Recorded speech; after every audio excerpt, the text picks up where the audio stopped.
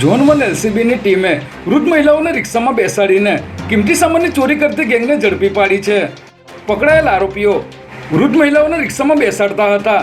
ત્યારબાદ 4 રસ્તા કે ટ્રાફિક હોય એવા વિસ્તારમાં પોલીસનું ટ્રાફિકનું વાહન બતાવી સામેના રોડે ચાલતા જવાનું કહી કિંમતી સામાનની ચોરી કરી ફરાર થઈ જતા હતા. ત્યારે પોલીસે મોહમ્મદ ઇલિયાસ શેખ, અનીસ શેખ અને નિયાઝ ખાન પઠાણ નામના આરોપીઓની ધરપકડ કરી તપાસ શરૂ કરી છે.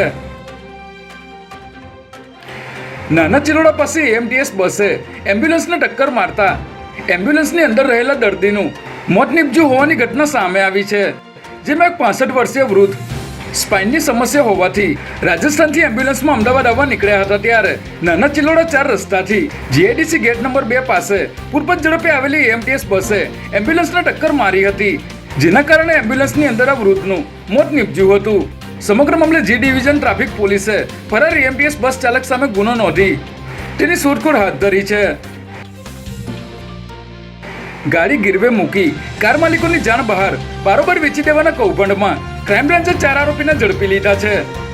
નારોલ વિસ્તારમાં એક વેપારીને પૈસાની જરૂર હોવાથી તેણે ગાડી ગીરવે મૂકીને પૈસા લીધા હતા. જોકે થોડા સમય બાદ પૈસાની સગવડ થતાં વેપારી પૈસા ચૂકવીને ગાડી લેવા ગયા હતા, પરંતુ તેમને ગાડી પાછી મળી ન હતી અને આવી જ એક ફરિયાદ આણંદમાં પણ થઈ હતી. ત્યારે અમદાવાદ ક્રાઇમ બ્રાન્ચની ટીમે આરોપીઓની ધરપકડ કરી ઓડી સહિતની 6 ગાડીઓ કબજે કરી હતી.